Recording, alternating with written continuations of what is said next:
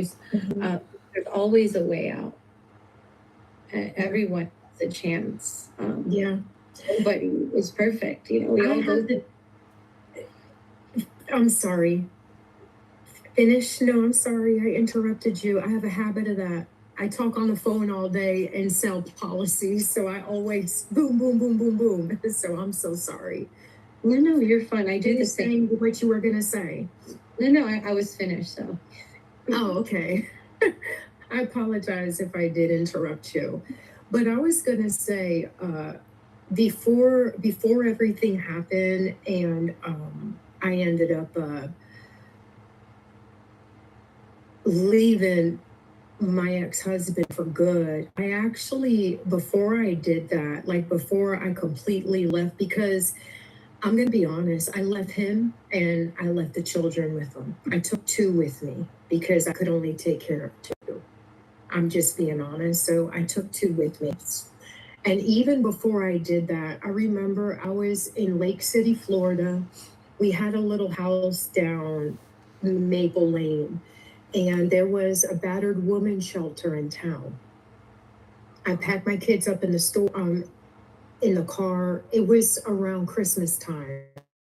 I loaded up all their Christmas presents inside the trunk and I packed the entire car. And we drove to the center. They turned me around because I had when I was when I was 17 or 18, I was stealing some soap and shampoo from Food Lion, and the police tried to stop me, and I hit the police officer. So they told me that they wouldn't take me and my children in because I was violent. But that happened when I was a child, when I was living out there. I was going inside the supermarket to go steal hygienes because that was always in my purse: shampoo, conditioner, soap, lotion, toothpaste, toothbrush, wash rag. That's what I took. Yeah. I'll never forget that. Yeah, and that's not cool. Those shelters do that a lot. I've heard. Not just with people with records, just in general, like you don't have a certain amount or you don't meet the requirements, or it shouldn't be that way. If you're the abusive home, especially with children, you need a safe place to go, and you need more of that, unfortunately, because there's a lot. And that's, I think, the thing too, a lot of people don't have anywhere to go, and then they're living in their cars or in their trailers, and then something happens and then it gets towed. And these kids are like, bouncing around, and all the mother or the parent is just trying to take care of their kids. They're trying to put a roof over their head, food on the table, just trying to survive, fight or flight. And I'm sorry that, there's people who, they shouldn't look at things like that when it comes to a place that should be for protection. Yeah, but I would never forget that, because right after that, I left my husband and I got locked up and went to prison for half my life. Right after that. Yeah, right after that. So that would be a moment that I don't think I would ever forget. Yeah, it was kind of like you just had nowhere else to go, and at that point I was in the point of no return. I just didn't know what to do anymore. I didn't know what to do anymore. Like, mine started way before my relationship with my kid's father, way before then. So mine was a little bit different. Like, I already wasn't brought up with family. And I'm gonna tell something else too that I haven't told anybody, because I post on Facebook here and there on my personal page, and a lot of people knew that I went to New York to go meet my mother for the first time, and she didn't meet me. Yeah, she didn't meet me. before all that happened, I bought her like three plane tickets. She stood me up at the airport. So I figured that if I went down there, that she wouldn't stand me up again. And she did. She stood me up again. I told her to meet me at one place, and then she went to a total another place. And then she just text messaged me the other day. Now, mind you, I've never met this lady face to face. I've never seen her in the face. I've never heard her voice. And she text messaged me the other day because my brother Lewis, that's my real brother, and that's his mother as well. But he's in prison doing a 35-year sentence too. And he's another story. But I simply asked her, I said, you know what, Leslie? I said, if you got to know your son, I said, you would see what an amazing man he is. I understand he's in prison. I understand. Lewis has a story like I do, we've been through some stuff, but then she texted me back and she said that I'm full of drama, et cetera, et cetera. And then I think that that's just a smoke screen because of what she did, because of how she gave us away when we were children. Lewis was 2, I was 3. How she gave us away. And I guess the thought of what I had to go through because of her decision, that's what's eating her up. Because she has 4 more kids. She has 4 more children after me and Lewis. Doesn't make sense. I said it doesn't make sense. No, it doesn't make any sense. So you had 4 more children after the Department and Children and Families took us. You had 4 more kids. You never tried to look for us.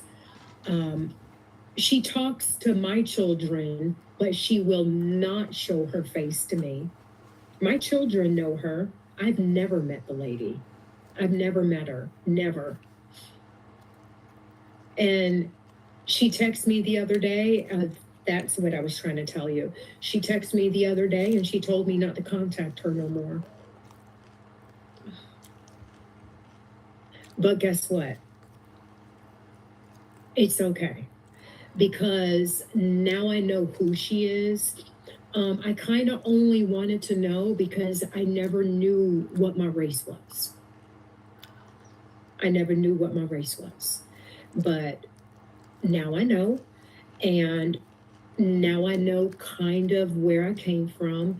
Now I know where a lot of things come from that I do. So it's her loss.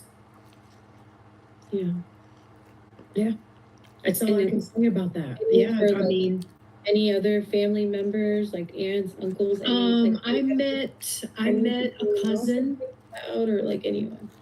Well, I met while I was down in New York. The only person that I met 2 cousins, and then that was it. That's it. And then I came back home. But my main goal was to go down there and go meet my mother. I mean, it doesn't matter how old you get. You want to know who you want to know who your mom is. It doesn't matter how old you get. I don't care if you're 80 and your mom is 100. Okay, you're gonna want to know who gave birth to you. You want to know who you look like. You want to know who you act like. You want to know who you got your features from. You want to know who you are. You want to know who you are. And when I was growing up and when I was going home to home and stuff, like I never knew who I was. I never knew who I was. I never did. I never even knew my race like that. So it was like, I'm okay with it. I'm okay with it because it's her loss. And I'm pretty sure, like anyone hearing this or anyone who meets you, you have like a light about you, even with everything going on. And that's really hard to say because there's people who go through things and they don't see like any positive, or they don't continue to tell their story. They kind of just give up. And you're here telling your story. And I know there's so many women that are listening right now and, can relate to you, or to relate with the mom thing, or relate with the kid thing. And I hope that you know how beautiful you are and how special you are, and that you are worthy. And I'm sorry that all these people in your life hurt you. But I hope moving forward, you just are able to, of course, love yourself more than anything. It's the most important thing. God first, and then love yourself. They then say your spouse, and then they say your children. But sometimes the order can be rearranged. Go out of whack. Yeah. But I do believe if you have faith in God, God's going to take care of everything, and you love yourself, just more positive things start happening. You start seeing more light. You start surrounding yourself with more people who want the best for you, who support you, who want to listen to your story, who want to share your story, who want to help you in every way. And like I said, be helpful and not hurtful. And we need more people like that to shine their light and to speak their truth, because a lot of stuff's hidden, unfortunately. A lot of women can't speak or don't have the resources, are scared or ashamed. But you should never be ashamed to speak your truth. Or if anyone also is being abused, there's hotlines, there's resources. I pray that no one ever gets turned away. Like you mentioned, that should never happen. I hope someone who's listening to this, or who has or works in the system or in those programs, are aware, and really make sure that doesn't happen. Thankfully, there's a lot of good people who work in those programs, or who come, I know, to prisons, and they tell their stories, and one story leads to another, and gives people that support, especially in dark times like now. There's so much going on in the world, and a lot of people are lost. They don't know where to turn to, or what to do. They choose to hang around with negative people who don't want the best for them, or they choose to overdrink, or over drug use. They choose not to love themselves, and not to love the people around them. But that happens a lot with trauma and triggers. It's not easy, and especially when you're walking around eggshells around people who do get angry, or who deal with things different. I'm learning that as I get older, just being conscious of everything that I say and that I do. And I am not perfect. I get angry. I'm not perfect either. And it's hard when there's things in life that get in the way, and it's not fair. Sometimes I want to scream. You should do it in the shower. I scream in the shower. When I get agitated, I do. That's where I go to have my cries. That's where I go to have my screams. You should try it. I would say my kids do a lot of screaming over here, so it's usually me screaming back like, "Hey, keep it down." But it's a lot, and just always focusing on like the positive and the good, because like I said, everyone's going through stuff in life. You never know what someone's dealing with, and just to be bitter or like evil and mean, it's not worth it. It's not cool. No, it's really not. And Not to be a unfortunately, nasty I've like person. I've even like at this my age, there's some people that don't want the best for you, and you know wanna I don't know, they don't want the best for you, and that kind of sucks. But you know, you gotta just continue to work hard and just shine your light and be who you are, be yourself, and love yourself. And but yeah. Oh wow, your story is amazing. Like it really touched my heart, and I just want to say like thank you so much for joining and for sharing your story. And you know, I just from the bottom of my heart, I just wish you the most success, and I'm so proud of you too for everything. Thank you. And just to see your beautiful smile and to hear your voice, and just you know, it's real, it's raw, it's you have a true story to tell. It's really something that I hope you are going to help a lot of people. I just know it. That's what I want to do. And I want to say something like, I'm not perfect, okay? I'm far from perfect. I'm still working on me. All right. So I'm far from perfect, but if anybody's listening to this and if you're in a messed up situation and you're too scared to start over, or you feel like that you need the other person, you know, because maybe they're helping you pay bills, or maybe you're just too afraid to leave, like, don't wait like I did. All right. Don't wait to the last minute. Don't wait until you're desperate. Don't wait. You have to do it now. If you don't do it now, you're never going to do it. You'll be there until you're old and until you're bitter. You're never going to do your dreams because you're stuck. So whoever's listening to this, like,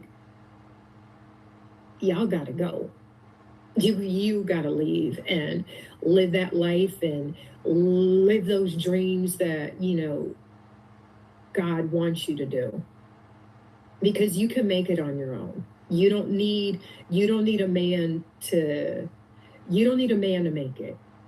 You could do it. And you're not alone. There's so many women going through the same, if not similar things. So you're not alone when it comes to that. Sometimes you feel like I'm the only one in the world going through this. But you're not alone, and there are resources, there is help, there's ways to get out of it. Self-help, I know I've heard is huge. If you can't like afford it, there's programs, or there's even ways that you know, they waive the fees, or I don't know. I think a lot of women are scared about like what are they going to do? What am I going to do if I leave? How am I going to take care of my children? Where am I going to work? Who's going to pay for the daycare? Yeah, I understand. There's so much that goes on that a lot of people don't understand. And I don't think sometimes men understand that. So I hope even the men listening to this podcast, you know, are a little nicer to their wives or their moms or their daughter. Just, you know, sometimes I think they don't even realize it. Generational trauma, that's the kind of stuff. You know, history repeating. It's not easy. We got to break that curse. Yeah, I got to break out of it and just continue to love, shine your light, be better. Always work on yourself, because like you said, no one's perfect, and you want to be the best version of yourself. You'll probably never be the best version of yourself, but you can try. And most of the times, like when kids watch their parents go through that, when they grow up, the boys become abusers and the girls become victims. So that's why it needs to get cut off at the head while it happens. Oreo, cut it out. My cat. Under the table. He said, Mama, what are you doing? Oh, I love that. Yeah. So, yeah. Well, thank you again for sharing. And you're always welcome to come back on our podcast every Monday, 7 p.m. I know it's a little bit different timing, but Okay. we're just so excited to be there for you. We're here to support you in anything you need. We'll always be here for you. Of course. And before I go, are we ending this podcast? We're gonna have to end it right now, and then I'm gonna talk to you a little bit after. But okay. So before we go, if you guys are listening, you can go to contactlisaortiz.com. I have a 7-day self-help book on there. It's free. It's a free download. You guys go up there, download it. And I do have my book on there as well.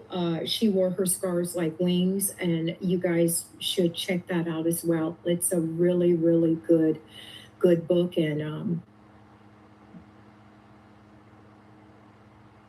that's that. Yeah, I can't wait to download everything and read your book. Thank you so much, Lisa. Everyone, this is Rachel Katz with Can't Make This Up. Thank you so much, Lisa, for joining. And everyone, you have a good night. Bye, everybody.